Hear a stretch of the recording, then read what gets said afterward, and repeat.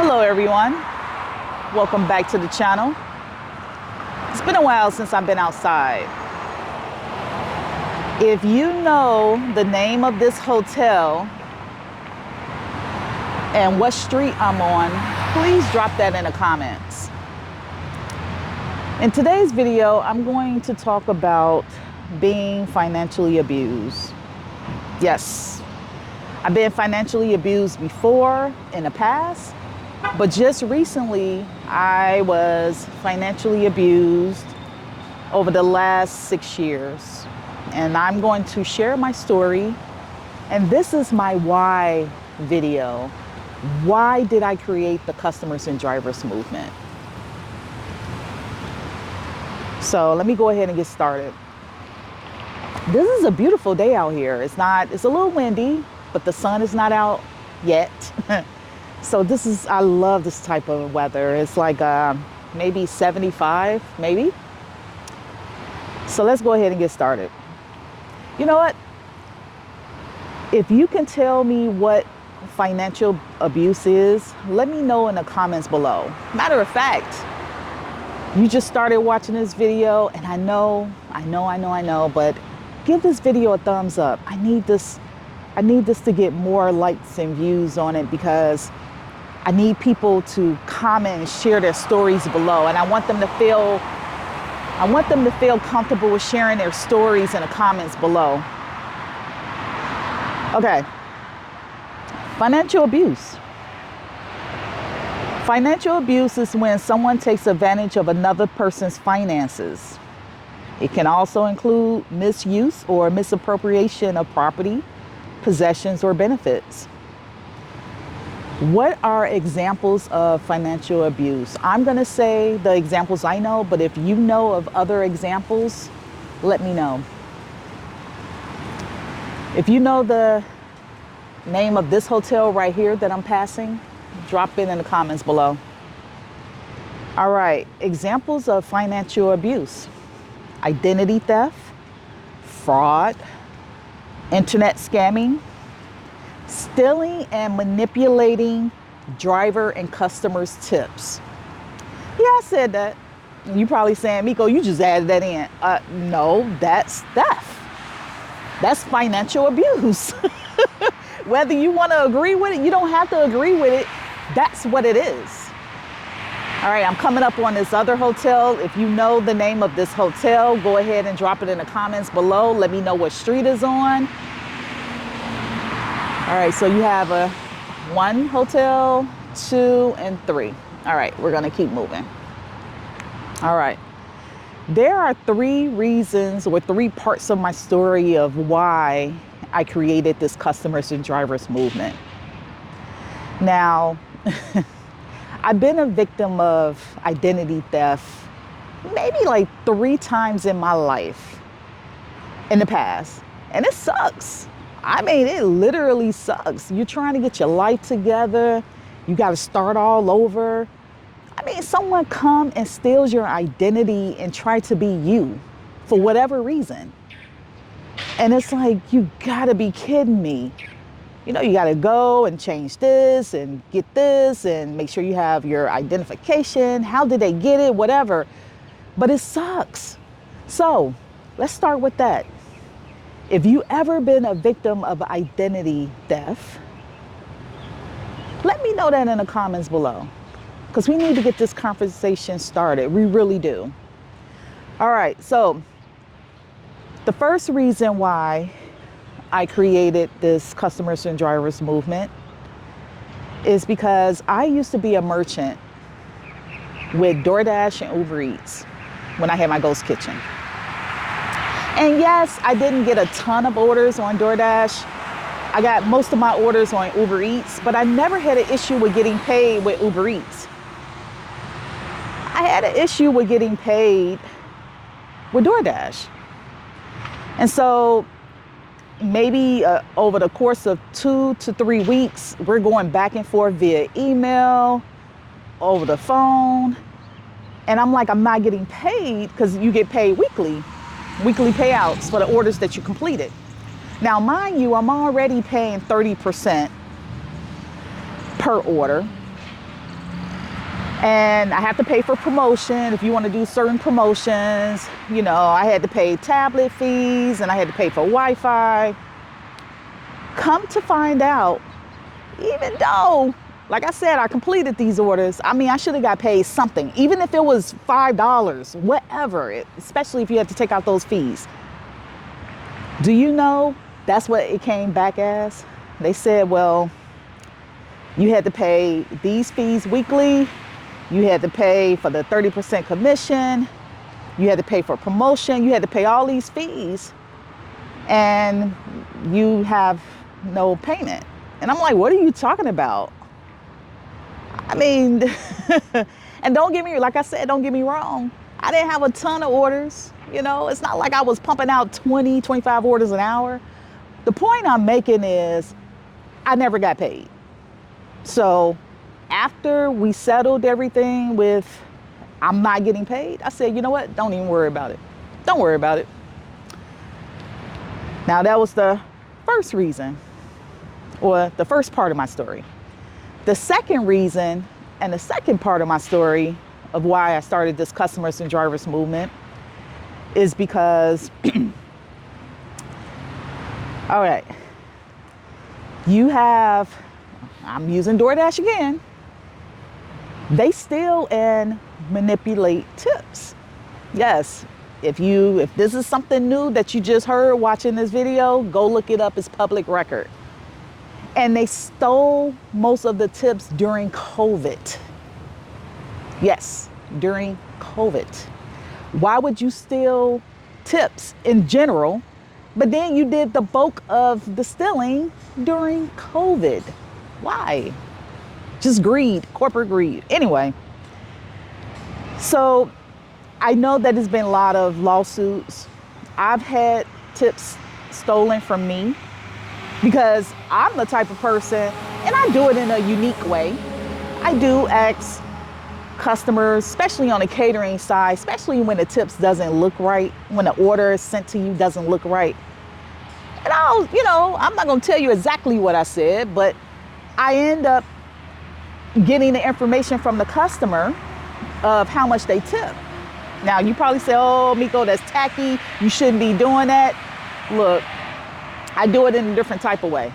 So, but anyway, it was a tip that I was supposed to got $10 more, and I didn't get $10 more. She showed me her phone and said, this is what she tipped. I had $10 less. And I'm like, no, it can't be. All right, I'm coming up under some trees, so bear with me. And I'm like, no, that can't be. Like, what? I just, I always heard that people didn't get tipped, they got tipped less. And I'm like, I don't believe this. And then on top of them stealing tips in general, that's theft. That's financial abuse. So the first time I didn't get paid as a merchant, that's theft. That's financial abuse. Then I didn't get paid as a driver on some orders. And then overall, because they could have been stealing since day one from me, which they have been from everyone. And it's like they settled in lawsuits and just got a slap on the wrist because guess what? They pay politicians to come up with these different bills with legislation and all this other stuff. They can get away with it. So that's another form of financial abuse. The third reason, oh, this is so beautiful. I'm getting sidetracked. Okay, stay focused, Miko. Is this, if you were out here with me now, I'm talking about the wind. You can probably hear the wind, but oh my gosh, this breeze. I love a good breeze. And you don't really get that a lot here in Orlando unless you come out very early in the morning, or you come out like when the sun goes down. But anyway, so the third reason why And the third part of my story of why I created this customers and drivers movement, and this was I'm waiting for the stoplight. This is where I said, you know what? I'm so freaking tired of this. I'm tired of being financially abused. I wonder if I can go. Okay, hold on. let me pay attention. All right, let me cross the street first and then I'll get back to talking. Because these cars don't pay, they just drive. Okay, thank you for that. Thank you for being patient. Okay, so I left Houston to come back to Orlando to grow my business. And so I went to a company called One Fat Frog, a food truck builder, to buy a food trailer to grow my business. Well, I'm gonna skip to the end because you can go watch those videos on my third channel, which is Doe Beverage. Anyway, make a long story short, they stole $18 million over 700 victims. $18 million.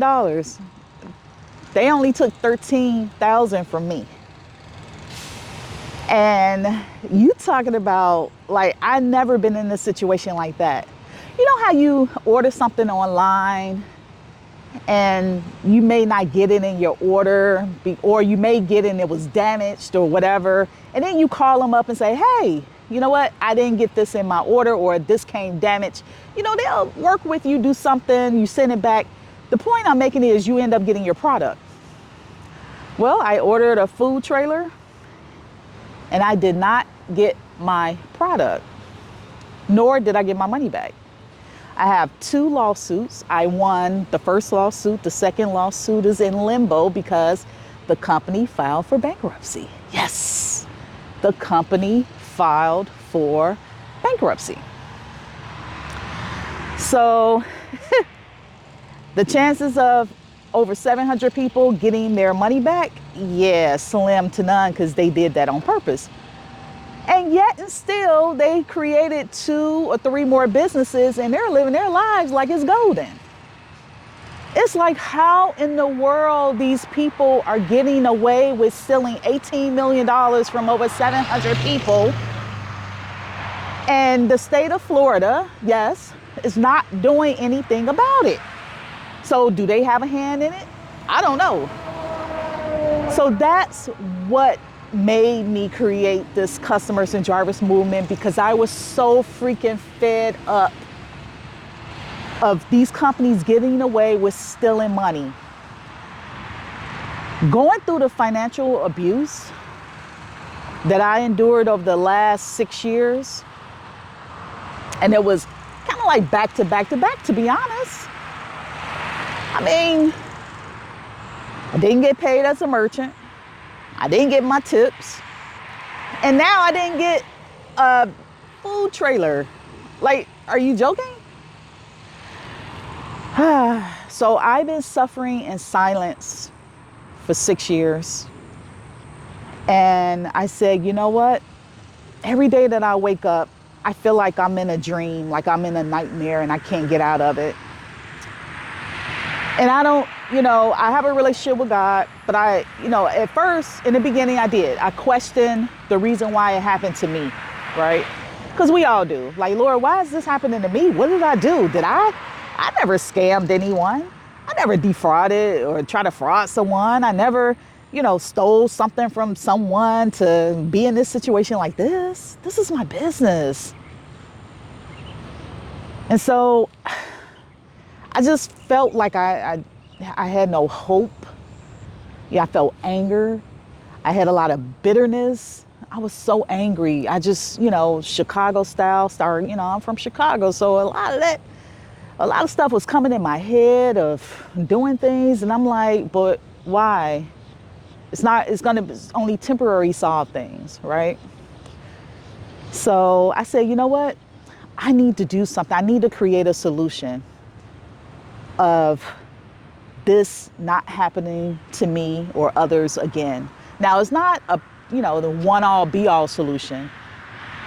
But if I can kind of prevent a little bit, because you can't prevent everything, but if I can prevent financial abuse from happening less and less, then I'm doing my part, right?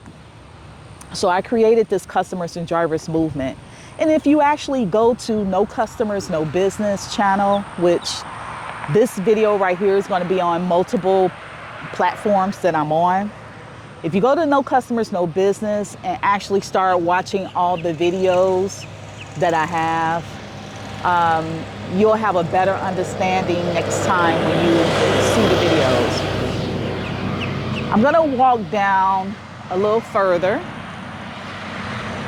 because I feel like the sun is coming out and it's getting a little warmer. But man, it's until you ever had this situation done to you, if you ever been a victim of financial abuse, I want you to go ahead and feel comfortable with leaving your story in the comments below. I want you, and you don't have to say your name. I mean, if your channel name is your name, if you want to put that, people will read your stories. I need people to start sharing their stories. You need to have closure. This is my closure video. It's time for me to start my life all over again, which has been challenging. It's been very challenging. But I did put in place a 5-year goal for me to buy a franchise in the future. So that's what I'm going to do. I'm going to buy a franchise as my 5-year goal. And I'm going to be an employer where I'm going to help people in the community, give them jobs, contract my own 1099 delivery drivers. I will not be on the gig apps. I will not be. Now, I can't say it here now because the video is, I'm going to do a live about it. So I can't really say anything, but you just have to wait till that live. But I will not be on the DoorDash or Uber Eats platform as a merchant when I buy my franchise. My franchise will not be on there. So if you found value in this video, please give it a thumbs up.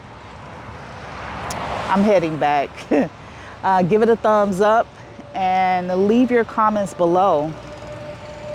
I'm glad that I went ahead and did this video because a lot of people didn't know my why. They just knew, oh, Miko created a customers and drivers movement. What is this about? But you have to have a why behind things that you do. And this is my why. And so as I'm stepping into being a public speaker, yes, as my new career in the future, this is what I'm going to be talking about. I'm going to be talking about financial abuse, being financially abused, and what are the solutions to help it happen less. Because you can't, it's inevitable, right? You don't know when you're going to be a victim of a scam. You don't know when you're going to be a victim of theft. You don't know when you're going to be a victim of fraud. So it would never go away. But if I can talk about it more and share my story and let other people share their stories where now it's time for closure, then I think it'll happen less and less. Things you need to look out for. You have to do research, but I thought I did research on this company, Want That Frog. And like I said, they had a damn good PR person. They did. We all got duped. But anyway, those are my 3 reasons, the 3 parts to my story. And I guess over time, it will probably, I have to get it narrowed down. So when I go out on these physical stages, these virtual stages and these podcasts, it would just turn into something where it's like quick, It'll be like, oh, well, this happened. And this is what I'm trying to do. This is the solution. And then go from there. See, now the sun is about to come out. This is so beautiful. Hey, did you drop your comments about what the names of these hotels right here? And that one down there, let me know. And like I tell anyone, at the end of the day, always remember, God has the final say.